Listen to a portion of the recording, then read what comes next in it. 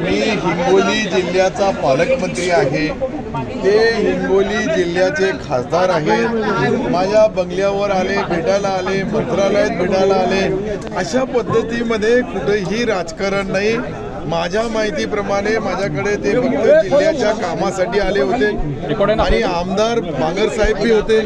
दोघांची मी चर्चा केली, त्याच्यामध्ये कोणताही राजकारण नाही। तुम्ही राजकारण नाही म्हणताय, मात्र महाराष्ट्राने 2 वर्षापूर्वी ऐन विधान परिषदेच्या निवडणुकीलाच असं एक चित्र पाहिलं, एक वेगळं राजकारण झालं आणि तुम्ही सगळे गुवाहाटीला गेला होता। राजकारणामध्ये ज्या वेळेस एकनाथ शिंदे साहेब जे मला आदेश देतात त्याचा मी पालन करतो। त्यामध्ये कुठेही राजकारणाचा संबंध नाही। आता जी आमची ही भेट होती ही काही राजकीय नव्हती आणि अनेक जे लोक येतात त्याच्यामध्ये खासदार नागेश पाटील हे माझ्याकडे आले होते। याच्यामध्ये राजकारणी भेटतात तेव्हा राजकारणावर चर्चा होत नाही असं होत नाही। आता चहा पिल्यानंतर चहावर गप्पा चप्पा होतातच, पण त्या राजकारणाच्या असतात असं कधी नाहीये।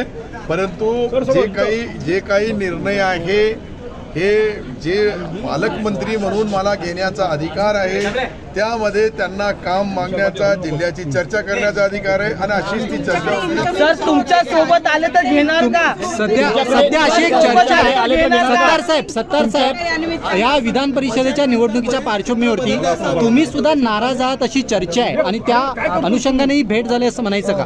एक लक्षात घ्या, सन्माननीय एकनाथ शिंदे साहेब याच्यावर उत्तर देऊ शकतात।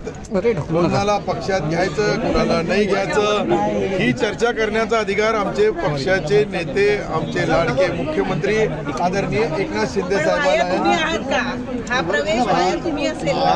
आता कधीही कोणताही काम करायचं आहे तर माझ्यासारख्या कार्यकर्त्यावर जी जबाबदारी ते देतात ती जबाबदारी पार पाडण्यामध्ये मी कुठेही कमी पडत नाही। तुम्ही तुमच्या सोबत आले तर तुम्ही घेणार का सोबत?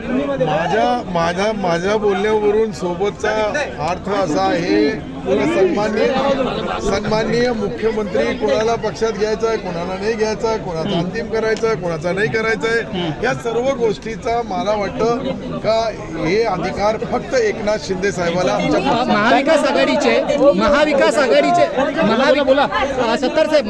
आघाडीचे अनेक नेते असं म्हणतायत की अब्दुल सत्तार यांची नाराजी आहे, या नाराजीचा आम्हाला फायदा होईल।